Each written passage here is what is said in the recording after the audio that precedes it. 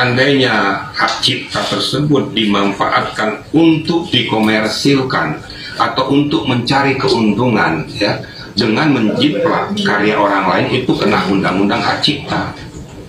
Tapi kalau seandainya itu dinyanyikan, apakah di tempat umum atau di mana, hanya untuk sekedar hiburan, saya rasa sah-sah saja secara hukum.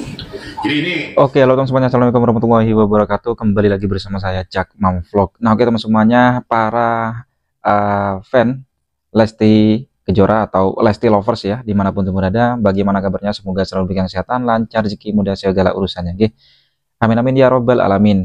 Oke teman-teman semuanya ya, di kesempatan kali ini saya ingin berikan video reaction kembali nggih. Nah, ini masih terkait dengan seputaran pelanggaran hak cipta lagu teman semuanya ya, yang dimana untuk Lesti Kejora dilaporkan oleh pihak pencipta lagu, yaitu lagu apa judulnya ya, Bagai Ranting Yang Kering teman semuanya, yaitu Yoni Dores. Nah, dilaporkan ke jalur hukum ya, dan katanya informasinya itu akan dikenakan hukuman 10 tahun dan denda 4 aduh ini.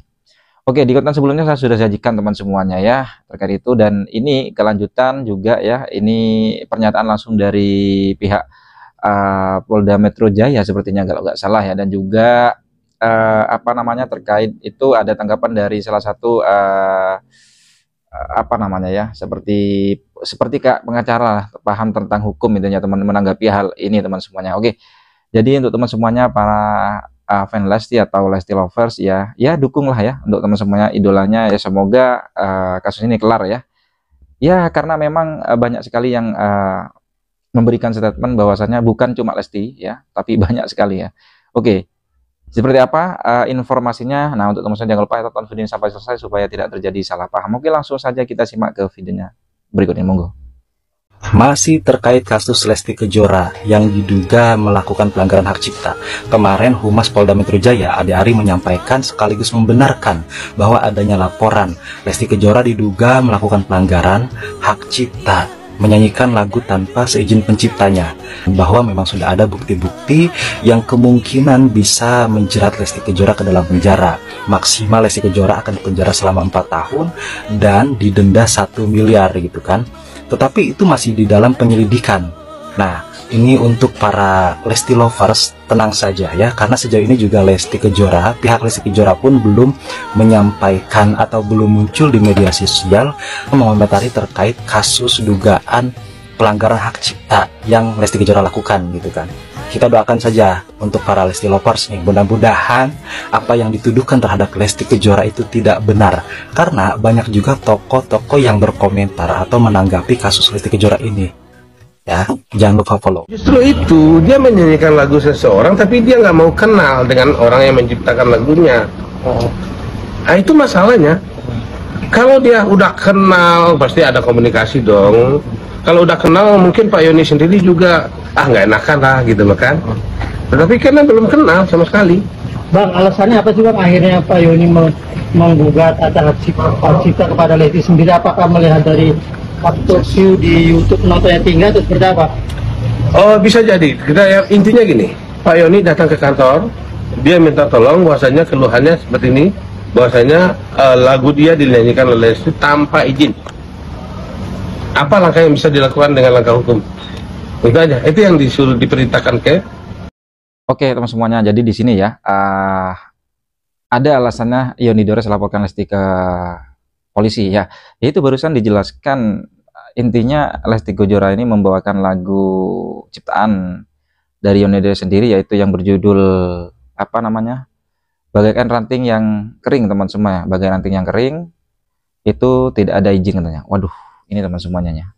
Ini sudah dilaporkan Lesti Kejora, resmi dilaporkan Yoni Dores teman semuanya. Oke, kita lanjut ya dengan statement ini, mungkin pengacaranya kalau nggak salah teman semuanya, dan juga setelah itu ada pernyataan langsung dari pihak Polda Metro Jaya sepertinya kalau nggak salah ya. Oke, kita simak lanjut.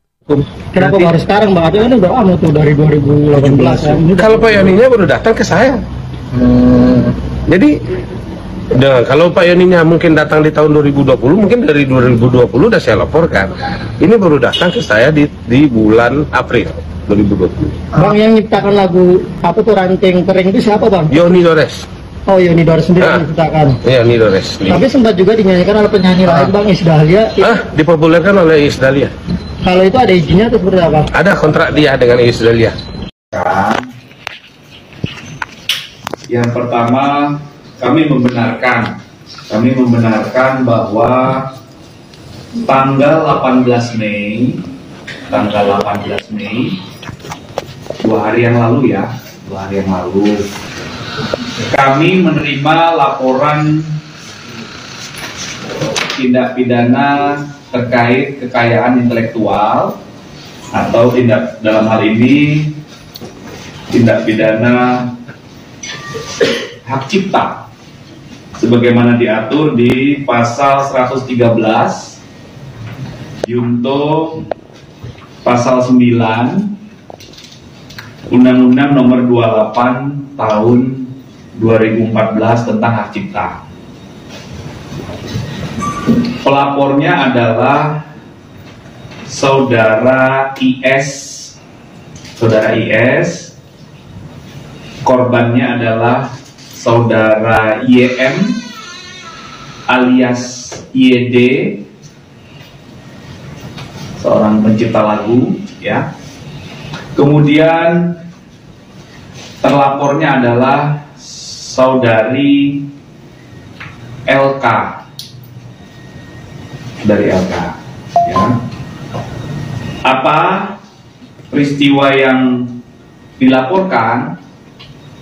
Yaitu pelapor selaku kuasa dari korban menerangkan kepada Polda Metro Jaya bahwa korban adalah pemilik hak cipta atas beberapa lagu berdasarkan surat pernyataan publisher yang dikeluarkan oleh sebuah PT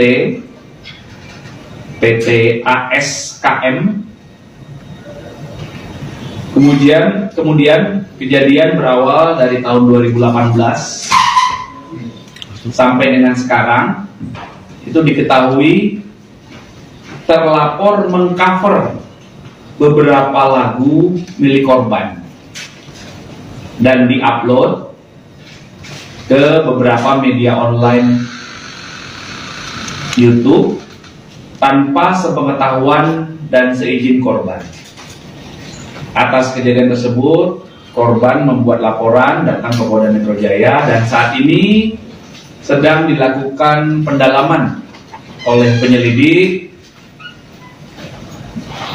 Jadi setiap ada laporan dari warga masyarakat yang datang ke Polda Metro Jaya, itu kami tidak lanjuti di tahap awal dengan melakukan pendalaman di tahap penyelidikan.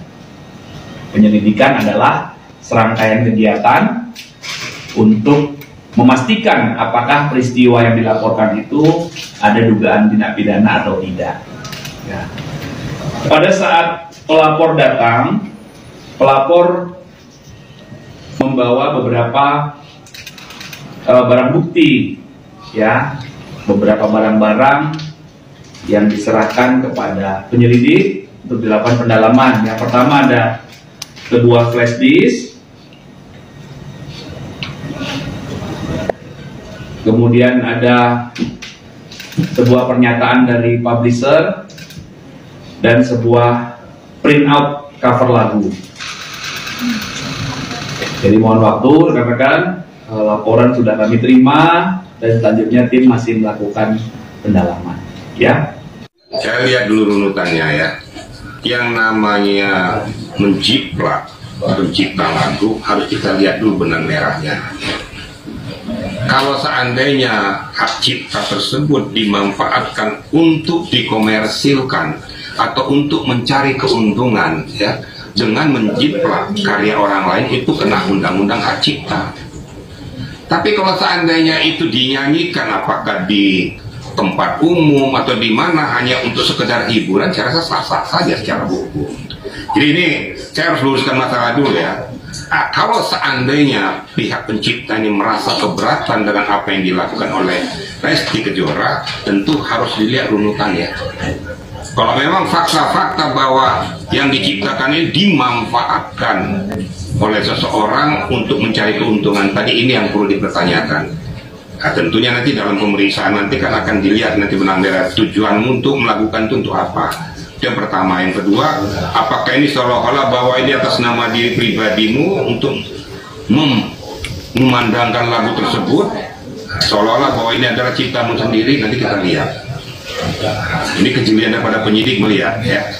Sekali lagi saya sampaikan, kalau memang betul-betul dia terkena undang-undang hak cipta, terkena di pasal 3 juga kena juga.